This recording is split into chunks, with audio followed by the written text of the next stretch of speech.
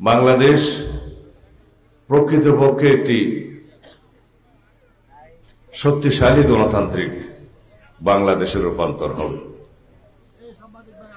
বাংলাদেশ শক্তিশালী গণতান্ত্রিক রূপান্তরের সন্ধিক্ষণে দাঁড়িয়ে আমরা আগামী জাতীয় সংসদ নির্বাচনের জন্য অপেক্ষা করছি।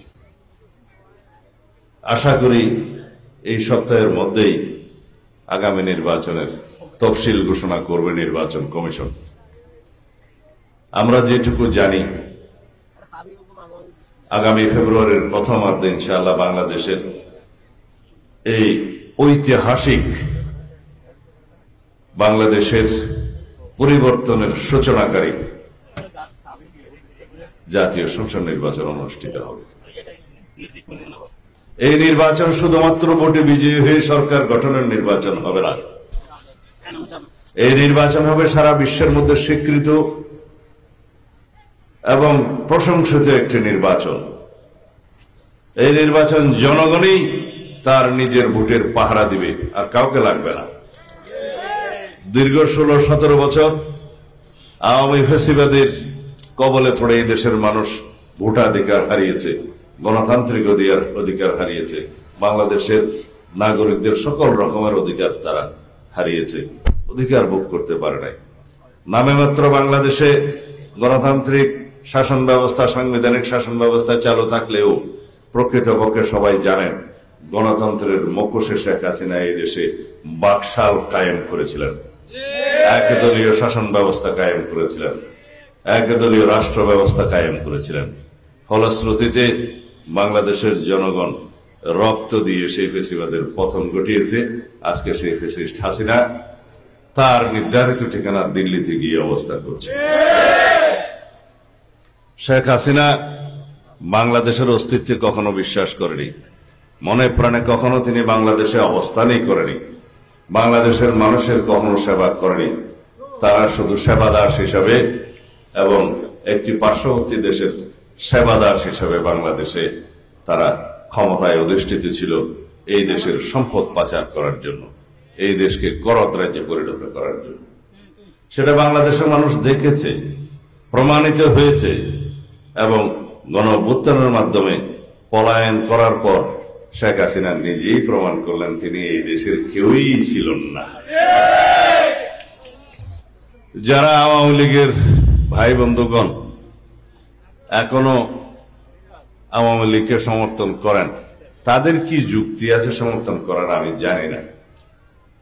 যে আওয়ামী লীগের নেত্রী এবং তাদের মন্ত্রী এমপিরা, তাদের দোসররা এই বাংলাদেশ থেকে বাংলাদেশের আওয়ামী লীগকে পরিত্যাগ করে নিজেরা রক্ষা করার জন্য সহায় সম্পদ নিয়ে জীবন নিয়ে পালিয়েছে, তাদেরকে কি এখনো এই আওয়ামী লীগ যারা এখানে আছে তারা সমর্থন করা উচিত?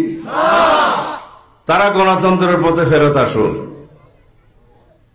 আমরা আহ্বান জানাই বাংলাদেশের সকল মানুষ, সকল জনগোষ্ঠী, সকল ভাষাভাষী, সকল সংস্কৃতির মানুষ সবাই মিলে আমরা বাংলাদেশে একটি ঐক্যবদ্ধ বাংলাদেশ নির্মাণ করব, একটি শক্তিশালী গণতান্ত্রিক বাংলাদেশ নির্মাণ করব। এটাই আমাদের কামনা।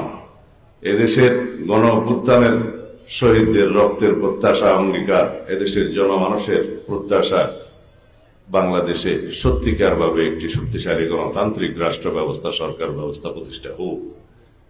আমরা শপথ নিয়েছি বিএনপি, বাংলাদেশ জাতীয়তাবাদী দল, দেশনেত্রী বেগম খালেদা জিয়ার নির্দেশে এবং আমাদের নেতা জনাব তারেক রহমানের নির্দেশে, পরিচালনায় বাংলাদেশে আমরা একটি শক্তিশালী স্থায়ী গণতান্ত্রিক কাঠামো নির্মাণ করব।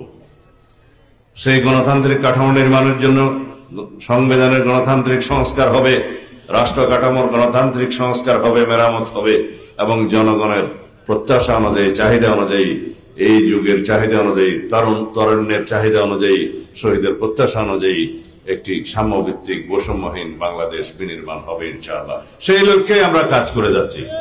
প্রিয় ভাই ও বোনেরা, আমরা আগামীর বাংলাদেশে নারী স্বাধীনতা প্রতিষ্ঠা করার জন্য অনেক কার্যক্রম, পরিকল্পনা হাতে নিয়েছি। এদেশের নারী সমাজের উন্নয়নের জন্য আমরা সংসদ থেকে শুরু করে গ্রাম পর্যায়ে পর্যন্ত সর্বত্র নারীর সম প্রতিনিধিত্ব নিশ্চিত করার ব্যবস্থা নিচ্ছি। আমরা পরিকল্পনা করেছি তৃণমূল পর্যায় থেকে, গ্রাম পর্যায় থেকে কেন্দ্র পর্যন্ত সকল পর্যায়ে এদেশের নারী সমাজের প্রতিনিধিত্ব থাকবে উল্লেখযোগ্যভাবে। তাহলেই অর্ধেক জনসমষ্টি দেশের নারীরা স্বনির্ভর হবে, স্বাবলম্বী হবে, অধিকার পাবে এবং দেশ এগিয়ে যাবে। এবার সারা বাংলাদেশে আমরা বিএনপির পক্ষ থেকে নির্বাচনী ইশতেহার যেটা প্রণয়ন করব আগামী নির্বাচনকে লক্ষ্য রেখে, সেই নির্বাচনের ইশতেহার হবে, বিএনপির নির্বাচনী ইশতেহার হবে এই দেশের একটি মৌলিক গণতান্ত্রিক সংস্কারকে লক্ষ্য রেখে। যে ইশতেহার হবে এদেশের বিএনপির নির্বাচনী ইশতেহার হবে এদেশের গণমানুষের মুক্তি, অর্থনৈতিক মুক্তিকে লক্ষ্য রেখে। সেই ইশতেহার যদি আপনারা সমর্থন করেন, ধানের শীষের পক্ষে ভোট দেন, বাংলাদেশের পক্ষে ভোট দেন, গণতন্ত্রের পক্ষে ভোট দেন, ইনশাআল্লাহ আমরা ইশতেহার বাস্তবায়নের মধ্য দিয়ে বাংলাদেশের গণমানুষের অর্থনৈতিক মুক্তি, গণতান্ত্রিক মুক্তি কায়েম করব, বিএনপি কায়েম করবে ইনশাআল্লাহ।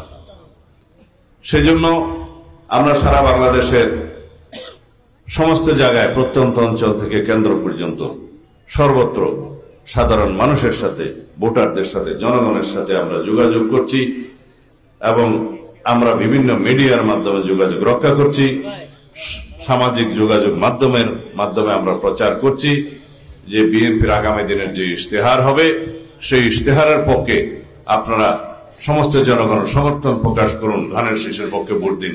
তাহলে বিএনপির নির্বাচনী ইশতেহার বাস্তবায়নের মধ্য দিয়ে এদেশের মানুষের অর্থনৈতিক মুক্তি হবে, গণতান্ত্রিক মুক্তি হবে, শক্তিশালী গণতান্ত্রিক রাষ্ট্র বিনির্মাণ হবে, সংসদীয় ব্যবস্থা আমূল একটি বৈপ্লবিক সংস্কার হবে, বাংলাদেশের সমস্ত গণতান্ত্রিক প্রতিষ্ঠানগুলো বিনির্মাণ হবে, সাংবিধানিক প্রতিষ্ঠানগুলো বিনির্মাণ হবে, গণতন্ত্র শক্তিশালী ভিত্তির উপরে দাঁড় হবে এবং তার মধ্য দিয়ে সেই প্রতিষ্ঠানগুলো গণতন্ত্রের রক্ষা কবচ হিসেবে কাজ করবে ইনশাআল্লাহ।